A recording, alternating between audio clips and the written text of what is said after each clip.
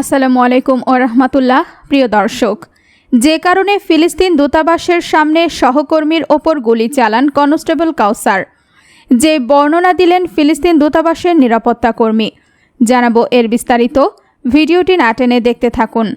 রাজধানীর গুলশান বারিধারা ডিপ্লোম্যাটিক এলাকায় ফিলিস্তিন দূতাবাসের সামনে পুলিশ সদস্যের গুলিতে নিহত হয়েছেন আরেক পুলিশ সদস্য। শনিবার দিবাগত রাতে কনস্টেবল কাউসার আলীর গুলিতে নিহত হন কনস্টেবল মনিরুল।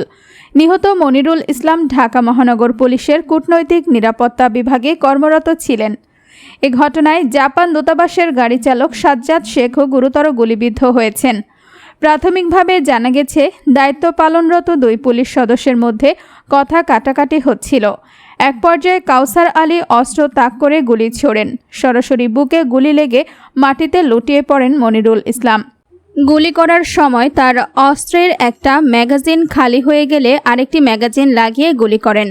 কনস্টেবল কাউসার আহমেদ সব মেশিন গান দিয়ে দুটি ম্যাগাজিনের 34 রাউন্ড গুলি চালান। কনস্টেবল মনিরুল ইসলামের দেহ তাতে ঝাঁঝরা হয়ে যায়। ঘটনাস্থলেই তার মৃত্যু হয়। এই ঘটনায় কাউসার আলী নামে অপর এক পুলিশ সদস্যকে গ্রেফতার করে থানায় নিয়ে ব্যাপক জিজ্ঞাসাবাদ করা হলেও মুখ খুলছেন না তিনি। পুলিশ বলছে, পাগলের বেশ ধরেছে কনস্টেবল কাউসার, কোনো প্রশ্নের উত্তর দিচ্ছেন না। ঘটনার খবর পেয়ে সেখানে আসেন পুলিশের বিশেষ বাহিনী, সোয়াট, গোয়েন্দা শাখাসহ পুলিশের ঊর্ধ্বতন কর্মকর্তারা।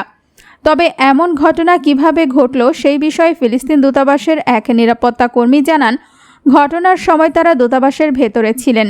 হঠাৎ করে 7 থেকে 8 রাউন্ড গুলির শব্দ শুনে বের হয়ে আসেন। বাইরে আসার পর কাউসারকে দেখেন ফিলিস্তিনের দূতাবাসের প্রধান ফটকের সামনে দাঁড়িয়ে আছেন, আর একটু দূরেই পড়ে রয়েছে মনিরুলের মরদেহ। তিনি আরও জানান, তখন তারা কনস্টেবল কাউসারকে জিজ্ঞেস করেন কি হয়েছে। কাউসার বলেন, শালা মনিরুল নাটক করতেছে, এমনি মাটিতে পড়ে রয়েছে। এই কথা বলে কাউসার দূতাবাসের বিপরীত পাশের রোডে চলে যান। এরই মধ্যে সবাই বুঝে ওঠে যে কাউসার মনিরুলকে গুলি করেছে। এরপর ঘটনাস্থলে থাকা নিরাপত্তা রক্ষীরা কাউসারকে আটক করে। পুলিশ মহাপরিদর্শক চৌধুরী আবদুল্লাহ আল মামুনও ঘটনাস্থল পরিদর্শন করেন। তিনি বলেন, রাত 11:45 দিকে ফিলিস্তিনি দূতাবাসের সামনে আমাদের 2 জন কনস্টেবল ডিউটিরত ছিলেন।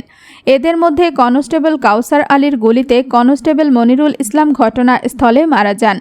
এই ঘটনায় জাপান দূতাবাসের গাড়ি চালক সাজ্জাদ হোসেন গুলিবিদ্ধ হয়ে আহত হন।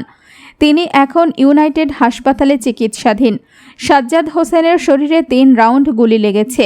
আক্রমণকারী কনস্টেবলকে থানায় নেওয়া হয়েছে এবং তাকে নিরস্ত্র করা হয়েছে।